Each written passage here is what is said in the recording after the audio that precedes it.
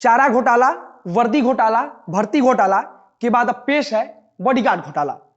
चौंकने वाली बात नहीं है। कौन सा घोटाला होना बिहार के लिए कोई नई बात है। कोरोना में घोटाला से लेकर टीकाकरण घोटाला तक की पूरी कहानी आप सुन ही चुके हैं। अब एक नई कहानी आई है, बॉडीगार्ड घोटाला।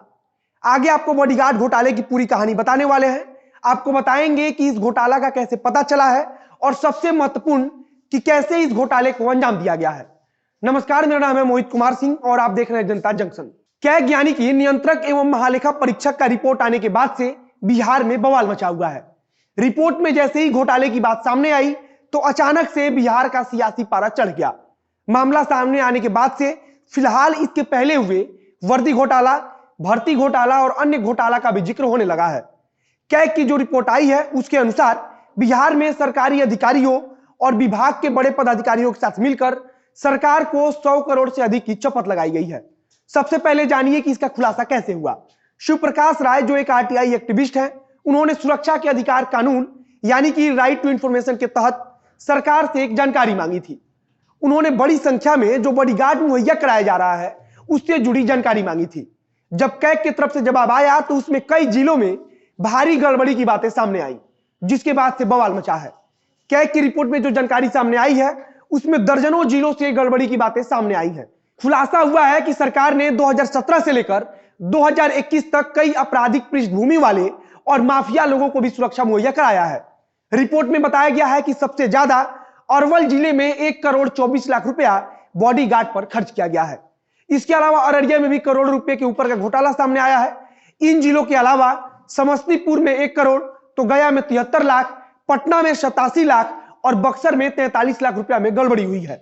इस रिपोर्ट के अनुसार निजी व्यक्तियों की बॉडीगार्ड पर सरकार का अरबों रुपया खर्च हुआ है। जिन्होंने जानकारी मांगी थी उन्होंने कहा है कि हाई कोर्ट की तरफ से सरकार को सख्त निर्देश था कि सरकार वैसे लोगों पर ही बॉडीगार्ड के लिए पैसा खर्चा कर सकती है जिनका सामाजिक कार्य से सरोकार हो, या फिर ऐसे सदस्यों को सुरक्षा मुहैया कराया जा सकता है जिनके जान को वाकई में कोई खतरा हो। लेकिन सरकार ने खुद माफिया और अपराधियों को सुरक्षा मुहैया करा रखा है। सरकार ने सुरक्षा मुहैया कराया है, वहीं इसके बदले सरकार की तरफ से कोई राशि भी नहीं वसूली गई है। अब आरटीआई कार्यकर्ता का कहना है कि अगर सरकार पैसों की वसूली नहीं करती है तो वो इस मामले को लेकर हाई कोर्ट में जाएंगे। 2017 से लेकर 2021 तक किन किन जिलों में कैसे कैसे व्यक्तियों को बॉडीगार्ड मुहैया कराया गया है इससे पुलिस मुख्यालय भी बखूबी अवगत है। वहीं अगर इसकी जांच बैठी तो कई जिलों के डीएम और एसपी पर भी आरोप लगना लगभग तय है। अगर आप कैग की रिपोर्ट पर गौर करेंगे तो आपको पता चलेगा कि सरकार को इसके चलते 100 करोड़ से ज्यादा का राजस्व नुकसान उठाना पड़ा है। जिन अधिकारियों ने सुरक्षा मुहैया कराई है उन पर आरोप है कि उन्होंने केवल निजी लाभ के लिए सरकार को करोड़ रुपए के राजस्व का नुकसान करा दिया है। अब सरकार इसके लिए जांच बिठा देगी, कुछ दिनों में जांच की रिपोर्ट भी आ जाएगी और फिर दिखाने के लिए शायद कुछ अधिकारियों को निलंबित किया जाएगा। लेकिन सवाल वही रहेगा कि आखिर कब तक बिहार इन घोटालों के कलंक से कलंकित होकर रहेगा।